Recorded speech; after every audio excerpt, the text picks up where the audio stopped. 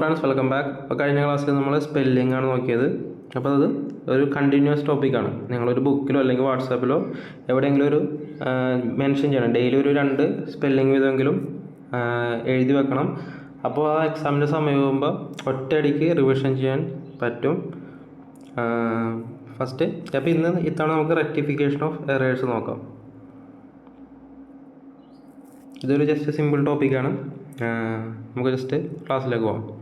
അപ്പോൾ rectification of errors എന്ന് പറഞ്ഞിട്ടുണ്ടെങ്കിൽ നമുക്കറിയാം, നമ്മൾ സാധാരണ ഒരു ഹ്യൂമൻ ബീയിങ്സാണ്. അപ്പോൾ ഹ്യൂമൻ ബീയിങ്സിന് തെറ്റുപറ്റാൻ സാധ്യതയുണ്ട്.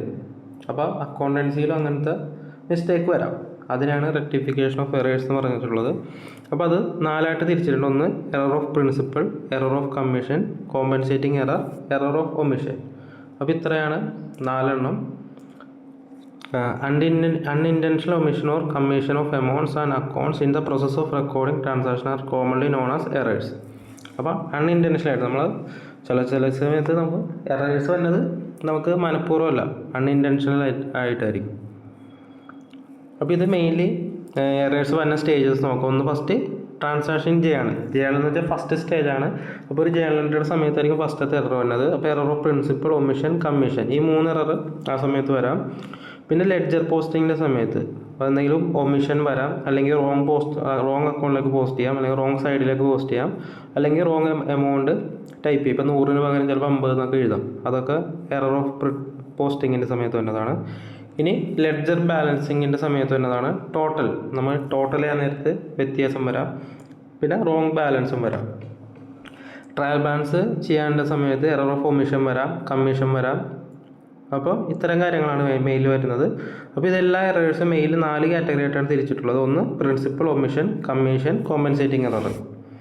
എറർ ഓഫ് പ്രിൻസിപ്പിൾ എന്ന് വെച്ചിട്ടുണ്ടെങ്കിൽ മേജർ അക്കൗണ്ടിങ് പ്രിൻസിപ്പിൾസ് നമുക്കറിയാം. ഇപ്പോൾ ഒരു പർച്ചേസ് എക്സ്പെൻസ് ആയിട്ട് ട്രീറ്റ് ചെയ്യുക, അല്ലെങ്കിൽ അസറ്റ് ലയബിലിറ്റി ആയിട്ട് ട്രീറ്റ് ചെയ്യുക, അതിനെയാണ് എറർ ഓഫ് പ്രിൻസിപ്പിൾ എന്ന് പറയുന്നത്. പിന്നെ ബാക്കിയെല്ലാം ക്ലറിക്കൽ എറേഴ്സ് ആണ്. ഫസ്റ്റ് വരുന്നത് എറർ ഓഫ് ഒമിഷൻ എന്ന് പറഞ്ഞിട്ടുണ്ടെങ്കിൽ നമ്മളൊരു എൻട്രി അക്കൗണ്ട് ചെയ്യാൻ വിട്ടുപോയി അല്ലെങ്കിൽ മറന്നുപോയി, അതിനാണ് ഒമിഷൻ എന്ന് പറഞ്ഞിട്ടുള്ളത്. കമ്മീഷൻ എന്ന് പറയുന്നതാണ് മെയിനായിട്ട് വരുന്നത്. ഇത് വരുന്നിട്ടുണ്ടെങ്കിൽ നമ്മൾ റോങ് അക്കൗണ്ടിലേക്ക് പോസ്റ്റ് ചെയ്യുന്നു, അല്ലെങ്കിൽ റോങ് സൈഡിലേക്ക് പോസ്റ്റ് ചെയ്യുന്നു, അല്ലെങ്കിൽ റോങ് ബാലൻസ് എഴുതുന്നു, ചിലപ്പോൾ നമ്മൾ ആഡ് ചെയ്യാൻ നേരത്തെ മിസ്റ്റേക്ക് വരുന്നു. അങ്ങനത്തെ കാര്യങ്ങളാണ് error of commission. Compensating error എന്ന് വെച്ചിട്ടുണ്ടെങ്കിൽ ആ എറർ ഓൾറെഡി കോമ്പൻസേറ്റ് ചെയ്ത് പോകും. ഫോർ എക്സാമ്പിൾ, എനിക്ക് ബിയുടെ നിന്ന് 10 രൂപ കിട്ടി, പക്ഷേ ഞാൻ എയുടെ അക്കൗണ്ട് ചെയ്തിട്ടുണ്ടെങ്കിലും ടാലി ആവും, പക്ഷേ അത് കണ്ടെത്താനും പാടാണ്. കോമ്പൻസേറ്റിംഗ് എറർ എന്ന് അതാണ് പറയുന്നത്. നമുക്ക് ഐഡൻറ്റിഫൈ ചെയ്യാൻ പറ്റില്ല, പക്ഷേ ടാലി ആവും, അക്കൗണ്ട് ടാലി ആവും. അപ്പോൾ ഇതാണ് മെയിനായിട്ട് 4 എണ്ണം ഉള്ളത്. അപ്പോൾ പിന്നെ ചില കേസിൽ ട്രയൽ ബാലൻസ് ടാലി ആവില്ല, ബാലൻസ്ഡ് ഡസ് നോട്ട് അഗ്രി. അപ്പോൾ ഏതൊക്കെ കേസിലാണ് ട്രയൽ ബാലൻസ് ടാലി ആകാത്തതെന്ന് നോക്കാം. ഒന്ന് റോങ് കാസ്റ്റിങ്, പിന്നെ റോങ് ബാലൻസ്, പിന്നെ റോങ് സൈഡിൽ എമൗണ്ട് എഴുതിയാൽ, റോങ് എമൗണ്ട് എഴുതി വെച്ചാൽ, പിന്നെ ഒരു സബ്സിഡറി ബുക്കിൽ എമൗണ്ട് ഒമിറ്റ് ചെയ്തിട്ടുണ്ടെങ്കിൽ, പിന്നെ ടോട്ടലിങ് തെറ്റിപ്പോയിട്ടുണ്ടെങ്കിൽ, അങ്ങനത്തെ കാര്യങ്ങളാണ് മെയിനായിട്ട് വരുന്നത്. പിന്നെ error that does not effect trial balance. ഇപ്പോൾ ട്രയൽ ബാലൻസിനെ എഫക്റ്റ് ചെയ്യാത്ത എറർ ഏതാണെന്ന് വെച്ചിട്ടുണ്ടെങ്കിൽ ഒരു എൻട്രി കംപ്ലീറ്റ്ലി എൻട്രി ചെയ്യാൻ വിട്ടുപോയി. പിന്നെ കോമ്പൻസേറ്റിംഗ് എറർ നമ്മൾ നേരത്തെ കണ്ടു. അപ്പോൾ ഇത്തരം കേസസിലാണ് ട്രയൽ ബാലൻസ് ടാലി ആവും, പക്ഷേ എന്തെങ്കിലും ഒരു എറർ ഉണ്ടാവും. അപ്പോൾ ഈ ഒരു ടേബിൾ ജസ്റ്റ് ഓർത്ത് വെച്ചാൽ മതി. വേണമെങ്കിൽ ഇതിൻ്റെ സ്ക്രീൻഷോട്ട് എടുത്ത് വെച്ചു.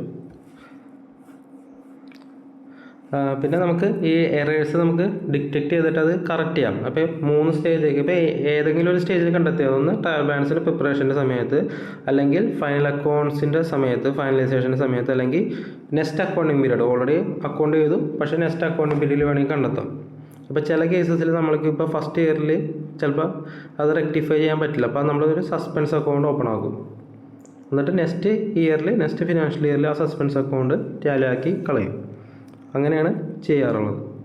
അപ്പോൾ അതിനാണ് ഈ പ്രയർ പീരീഡ് ഐറ്റംസ്, അല്ലെങ്കിൽ profit and loss adjustment account എന്ന് പറയുന്നത്. നമുക്ക് ഈ വർഷം കണ്ടെത്താൻ പറ്റാതെ അടുത്ത വർഷത്തിലേക്ക് ചെയ്യുന്നത്.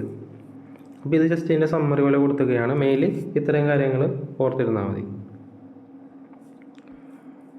പിന്നെ ഇതിൻ്റെ MCQ ക്വസ്റ്റ്യൻസ് ആണ്. ഇത് ജസ്റ്റ് നിങ്ങൾ സ്ക്രീൻഷോട്ട് എടുത്ത് നോക്കുക, എന്നിട്ട് എൻ്റെ ആൻസർ കൊടുത്തിട്ടുണ്ട്. അപ്പോൾ ഇതിൻ്റെ മാക്സിമം ക്വസ്റ്റ്യൻസ് വർക്കൗട്ട് ചെയ്യുക, പല വെറൈറ്റി ക്വസ്റ്റ്യൻസ് വർക്കൗട്ട് ചെയ്യുക. അപ്പോൾ ഇതിൽ നിന്ന് നമുക്ക് ഉത്തരം കണ്ടെത്താൻ പറ്റും. പിന്നെ അത് മെയിൽ നോക്കേണ്ടത് trial balance that do not affect trial balance, ഒന്ന് ഒമിഷൻ, പിന്നെ ഉള്ളത് പ്രിൻസിപ്പൽ എറർ, പിന്നെ കോമ്പൻസേറ്റിംഗ് എറർ. ട്രയൽ ബാലൻസിനെ എഫക്റ്റ് ചെയ്യുന്നതാണ് എറർ ഓഫ് കമ്മീഷനാണ് എപ്പോഴും ട്രയൽ ബാലൻസിനെ എഫക്റ്റ് ചെയ്യുന്നത്. അപ്പോൾ ഇത്തരം കാര്യങ്ങളാണ് ഇതിൽ നിന്ന് പഠിക്കാനുള്ളത്.